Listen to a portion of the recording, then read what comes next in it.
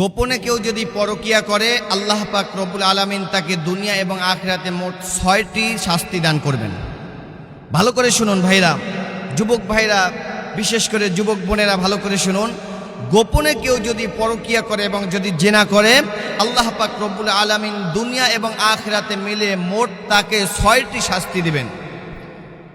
এটা আমাদের সকলের জানা দরকার, আমাদের সকলের এটা সচেতনতার সাথে জানা দরকার।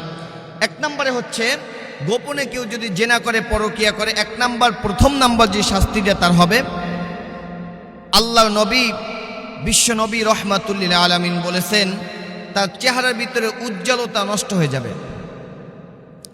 আমার ভাইরা, আমার বন্ধুগণ, আল্লাহ পাক রব্বুল আলামিন আপনাকে আমাকে এত সুন্দর করে বানিয়েছেন, এত সুন্দর অবয়ব কাঠামো দিয়ে আল্লাহ রব্বুল আলামিন আপনাকে আমাকে সৃষ্টি করেছেন। আল্লাহ বলেন, লাকাদ খালাকনাল ইনসানা ফি আহসানি তাকওয়িম।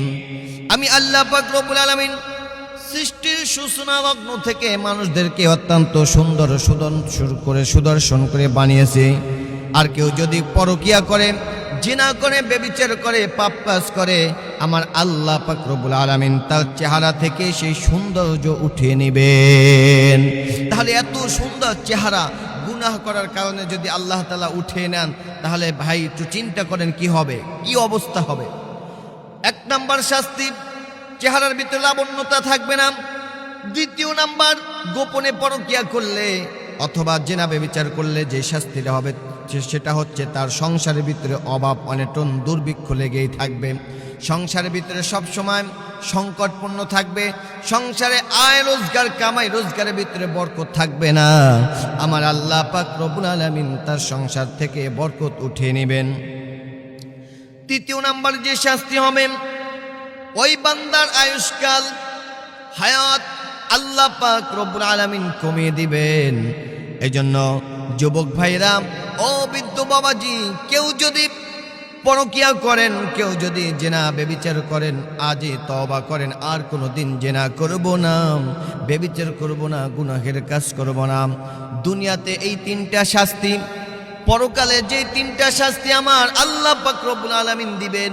কেউ যদি পরকিয়া করে, পরকালে 3টা শাস্তির মধ্যে 1 নাম্বার হচ্ছে কিয়ামতের ময়দানে আল্লাহ পাক রব্বুল আলামিন ওই বান্দার প্রতি রাগান্বিত অবস্থায় থাকবেন, তার সাথে কোনো কথাই বলবেন না। কিয়ামতের ময়দানে, হাসরের ময়দানে আমার মালিক যদি বান্দার সাথে কথা না বলে, বান্দার সাথে যদি দেখা না করে, তার দিকে যদি নাই তাকান, বলেন তো বান্দা, আপনার আমার জাহান্নাম ছাড়া তো কোনো উপায় থাকবে না। এজন্য পরকিয়া করা যাবে না।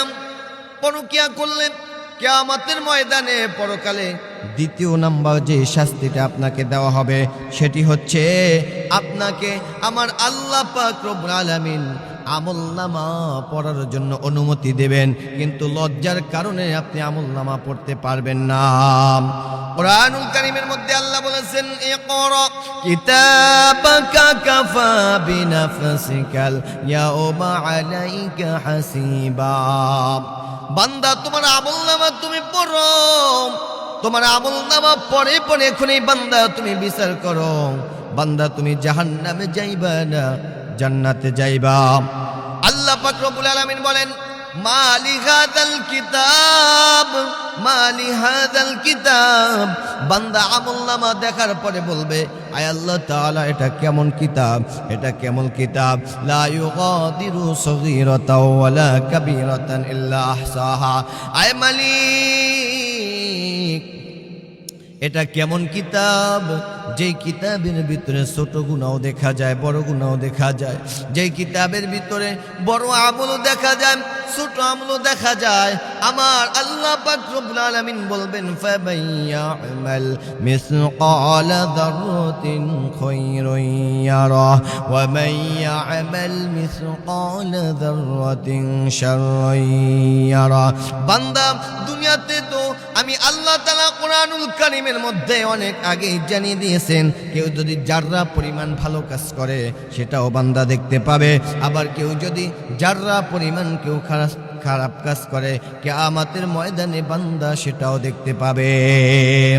এজন্য মুমিন ভাইরা ভালো করে শুনুন, গোপনে পরকীয়া করলে দ্বিতীয় নাম্বার শাস্তি হচ্ছে, সেটি হচ্ছে কিয়ামতের ময়দানে বান্দার আমলনামা লজ্জার কারণে পড়তে পারবে না।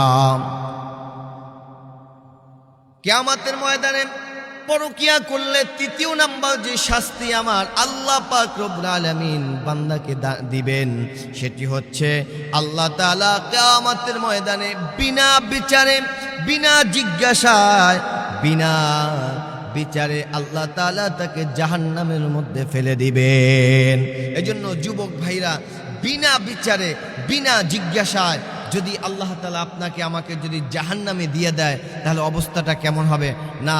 এজন্য আজকে থেকে তওবা করতে হবে, আর জীবনে কোনো দিনও আমরা জিনাহ করব না, ব্যভিচার করব না, এমনকি অন্য কোনো মহিলাদের সাথে আমরা খারাপ কোনো অবৈধ সম্পর্ক রাখব না। আল্লাহ পাক রব্বুল আলামিন আমাদের সকলকে জিনা, ব্যভিচার এবং পরকীয়ার মতন এই মহামারী থেকে, এমন ভাইরাস থেকে আল্লাহ আমাদের সকলকে হেফাজত করুক। সকলে বলে আমিন। আসসালামু আলাইকুম ওয়া রাহমাতুল্লাহি ওয়া বারাকাতুহু।